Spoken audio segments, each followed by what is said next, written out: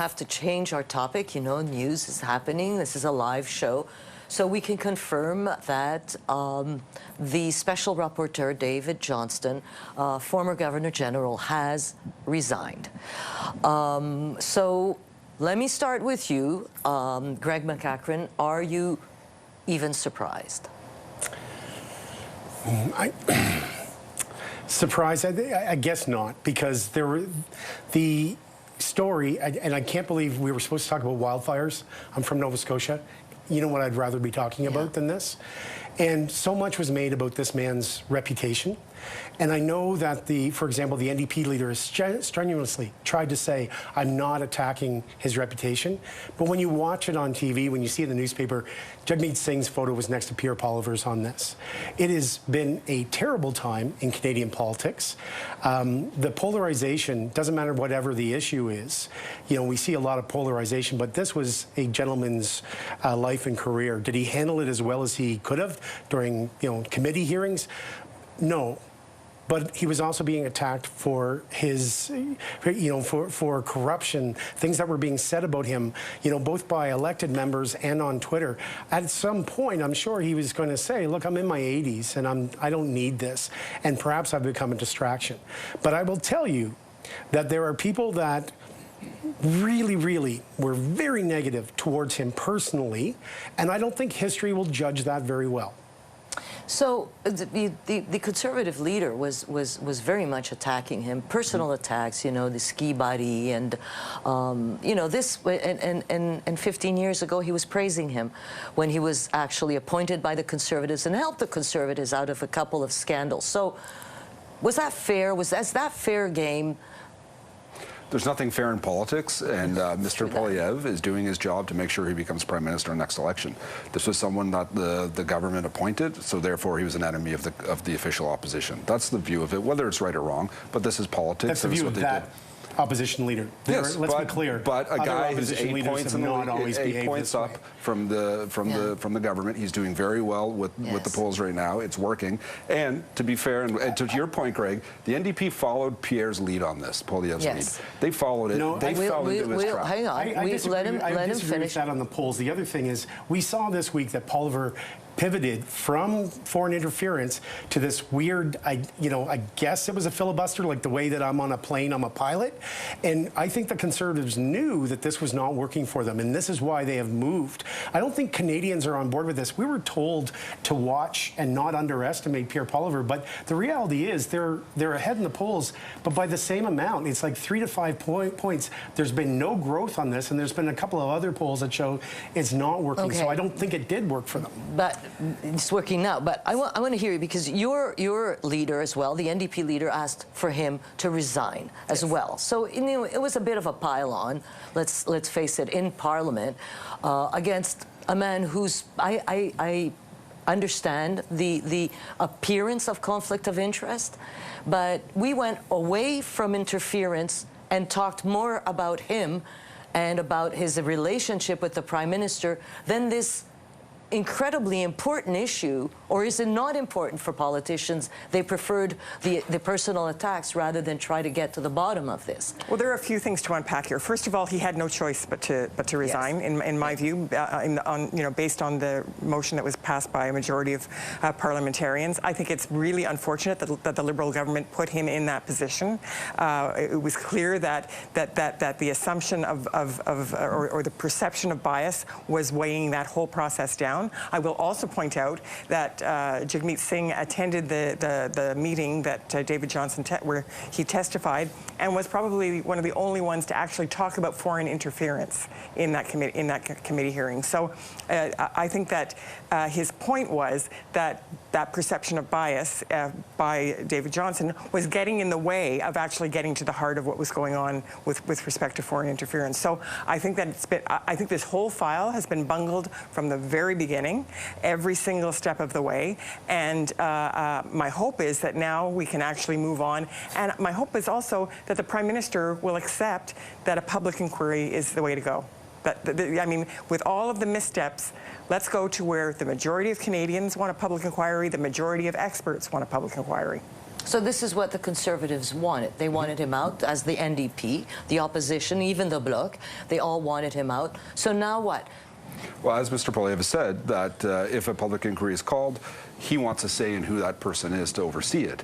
This is going to be very problematic. I don't believe he'll ever agree with what the Prime Minister is saying. So I don't know where this goes. I think this is going to continue. The political circus will continue on this front. Where does it go? Where do you go from here? I mean, you know, clearly this was supposed to be a process that was going to shed light on something. It's shameful. It's a shameful mark on Parliament. My issue with the public inquiry, it would have been so much easier for Justin Trudeau had David Johnston said yes to a public inquiry. And I would like one too, if you can tell me how it works. How does it work when you're dealing with... And how is it different from public hearings? And so, again, Sherry Raminato from the Liberals, you know, to Anne's point about who was asking about foreign interference at the committee, there was one person right there, one Liberal MP that stayed on track with that, but most didn't. And really, really bad on the Conservative side. They can never be associated. At some point, David Johnston will go on to do something else, and he'll leave this mortal coil at some point, and the Conservatives can never, ever point to a great appointment that they made as Governor General. But going back to public inquiry, I would like to see how it's going to work. There was a Bloc MP that was telling David Johnston at committee, well, you could bring people in and we could just put them in camera. I don't think Canadians think when you're telling them it's going to be a public inquiry, you're bringing people in only to put them behind closed doors. But we've done it many times. Hang on. But that's not the point that was made. It sounds ridiculous. We're going to have a public inquiry so we can bring people in and put them in camera. It sounds silly. And also, as we have done many times before. Yes, we have done it many times before, but all the party leaders were offered to see all these documents. Right. Your leader being the only one who said yes. The Conservative and Bloc Québécois leaders say no because it's a way to muzzle them, which doesn't really hold much water. But I want to read to you the letter that Mr. Johnston wrote to the Prime Minister, or part of the letter. I have concluded that given the highly partisan atmosphere around my appointment and work, my leadership has had the opposite effect. I am therefore tendering my resignation, effective no later than the end of June 2023, or as soon as I deliver a brief final report, which I hope to be earlier. So, you know, that leaves this whole, you know, Chinese interference or foreign interference, because it's not only Chinese interference, really kind of up in the air. And, you know, have we gained anything? Is our democracy better off today? It certainly isn't. We're still talking about this instead of looking at actual legislative solutions of how to deal with this problem. And I don't think we're ever going to get there on the route we're all going. All parties are to blame for this now. It's not just one or two. It's not the governing or the opposition. We're all just a complete hot mess in all of this. So what do you see happening now? So he resigned. Does that mean that his recommendation to not hold a public hearing resigns with him, or does that stay on? Well, I mean, my hope would be that there will be a rethink of this. So the Liberal government has resisted all the way along any attempts to, you know, really kind of bring all of this to light. And my hope is that they will look at this and say, you know, when you have a majority of Canadians, when you have a majority of experts, and a majority of parliamentarians saying we need a public inquiry, that should be your next step. And if we had done that back when it was originally proposed by Jagmeet Singh, actually, quite some time ago, then we wouldn't have wasted or lost all this time. And you're right, it hasn't moved forward. You know, you talked about the Sherry Raminato in the PROC meeting. She pointed out that they hadn't talked about foreign interference, but she didn't actually ask about it either. She did, actually. You're confusing her with another MP, I think, Anne. Okay. I watched it fairly closely. Look, the reality of this is, who do we get to run the public inquiry? Some AI-generated person that'll be, you know, because I don't think this person exists, that'll make Pierre Poilievre happy. And again, all parties, all opposition party weighed in on this. You described it as a pile-on. How do we get good people in politics if this is what happens when you have such a pristine reputation as David Johnston, and this is the treatment that they get? I mean, there were columnists who said, well, he should have known better, but they weren't actually calling out about the behavior.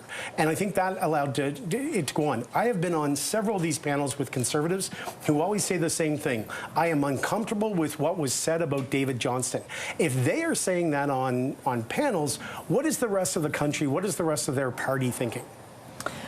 So, but you know, all this is, we started all this because there were leaked reports in the media, because there was, you know, those sort of half sentences going around. It became, you know, it was the Prime Minister, you know, who's practically collaborating with the Communist Party of China. It's all over the map, this story. In the meantime, I'm not sure that most Canadians know the difference between public hearings and a public inquiry, right? I think most Canadians want to know, how do you fix it? What is it, really? Because we don't know what it is. We know it's there. We know that there have been certain, but nobody has seen those documents. Your leader is the only one who wants to see those documents. We have two other leaders in Parliament who refuse to see any evidence because they say politically it would muzzle them, which I don't think it would. It didn't muzzle Erin O'Toole. It didn't muzzle Erin O'Toole, and it didn't really muzzle anybody. It didn't muzzle anybody. So it is possible to view the documents and to reach conclusions and to talk about that without revealing any state secrets, national security secrets, or anything like that. So it's a ridiculous position, I believe, that the other opposition leaders have taken, and I think that Jagmeet Singh has taken the responsible position on this. There has been a lot of hysteria, innuendo, half-truths, maybe lies throughout all of this, and a lot of mudslinging, and I think that has partly been a result of the kind of hyper-partisan nature of Parliament right now, but also part of it has been missteps and an inability to get your arms around a problem, and this is not the first time that we have seen this. Yeah. We've seen this on many other issues. It's like you figure out what the problem is, where it can go, and go there. Don't be always behind the issue, which it seems to be the case here. To Anne's point, this is an opportunity for the government. It's probably going to take a while to recalibrate what they're going to do here. But what I was kind of looking for is when the House rose and the temperature dropped, what is CSIS going to do? There are a huge amount of leaks. We don't talk about the leaks because we're supposed to like them because we see it through the lens of a whistleblower. But we don't know. Again, we learned the hard way, and some journalists learned this the hard way. Intelligence does not equal evidence. So what I'm looking for is CSIS to send some signals to Canadians this summer that they're on top of this. Yeah, I think that the leaks were a real problem, obviously, and they were leaks, not whistleblowing. Well, but the leaks, Fred, and that's what we're kind of, you weren't quite sure exactly. You knew something has happened. We know that something has happened. We kind of get a few hints of what it is, you know, how, but we don't know how it exactly worked.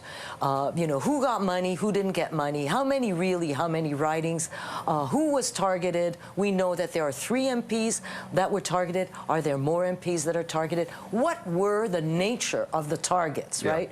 So what does the Conservative leader do on Monday when they return to the House? What does he demand? What does he attack? What does he do? He is going to demand a public inquiry. He's going to do it tonight. He's going to come out again and say that's what we need. That's what he's going to do. Whether it's the right thing, I don't agree with. I think what we need to be focused on is the problem. We know what the problem is. Like, I was the national campaign manager for the last election. We were told by the security establishment there are legislative gaps. Why isn't Parliament looking at what those gaps are and how to figure them out? Everyone's saying public inquiry. Let's hire a retired judge to oversee a big process where we go over everything we've already heard. I've gone to committee myself. Lots of people have. Yeah. Why don't we As a campaign manager. As a campaign manager, I was at committee to testify, spent an hour going over everything that I knew and everything I had heard and presenting my evidence. Why aren't we figuring out how to fix these holes, how to plug the holes, and make sure that we are ready to go for the next Why don't election. we ask our Liberal strategists, the Foreign Agents Registry? That is something that exists in other countries, US, UK. Okay, they have done all their public consultations. They've gone and consulted experts and other. Why is this bill not being drafted as we speak? I would suspect, and I hope it is. I mean, one of the things that the United States was able to do with the so-called Chinese police stations and why they were able to handle those more effectively than Canada was because of their version of this registry. You know, I've seen some counter comments on it that it's going to be tougher than we think, and that's the job of government. They have to be the adult in the room. But I would very much expect that right now that legislation is being drafted, and we would be seeing it, I think, when the Parliament returns. Or maybe even before the end of Parliament, That would be because nice. that is pressing. What else needs to be done? I know that everybody's calling for the inquiry. The inquiry is just going to kick the can down the road, I think. And then they can have their inquiry. But right now, there are things, concrete things, and that can be done. The Foreign Agents Registry, so you know who's in your country doing what, yes. In the name of diplomacy. Yes. Okay, what else can be done? Should we upgrade or modernize the RCMP Act, the CSIS Act? What else do we need to do? All of these things for sure. And there have been, as Fred said, that there are legislative gaps that have been identified. Those need to be worked on. But I will say that the political problem here is that there are wildfires across the country. Unemployment has gone up, and it's mostly young people who are losing their jobs. Groceries have gone up, rents have gone up, and really, while the bubble here is obsessed with this issue, most Canadians are really thinking about the fact that their mortgage rates just went up again this week. Now, I think we have, because we had to have our plays and misplays, that we are going to obviously not have today. But I think we have Susan Delacourt, Toronto Star columnist, who has been writing about this quite a bit, as we all have been covering. Susan, are you surprised at the announcement today? Yes, I am, although, you know, I can see how it got to this. And actually, I was in the middle of talking about this half an hour ago when we were sort of trying to game out how this ended, and this is how it ended. I think it was during Jagmeet Singh's questioning at committee last week that I realized this is not going to work. We just realized that what Mr. Johnston had done so far was incomplete. Give me a countdown. The way forward was too sketchy, and then we have all this distraction of the various communications firms and reputation management advice he was seeking. So the combination of all those three just made me think this is not going to last. But I'm still surprised. So it's Friday, 5:30. Quickly, so what could happen next? I mean, it's sort of like, we all thought that he should, that he had become too much of a distraction. But now that he has done it, Susan, what next? I think there's got to be a public inquiry. I think, you know, Parliament has spoken on this. And I think we talked about this last week on the show. I think that was another misstep.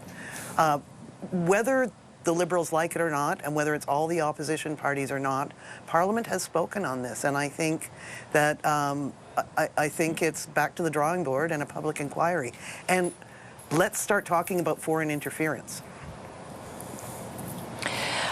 Interesting, because in his letter of resignation to the Prime Minister, he writes, I encourage you, to the Prime Minister, this is David Johnston saying, I encourage you to appoint a respected person with national security experience to complete the work that I recommended in my first report. Ideally, you would consult with opposition parties to identify suitable candidates to lead this effort.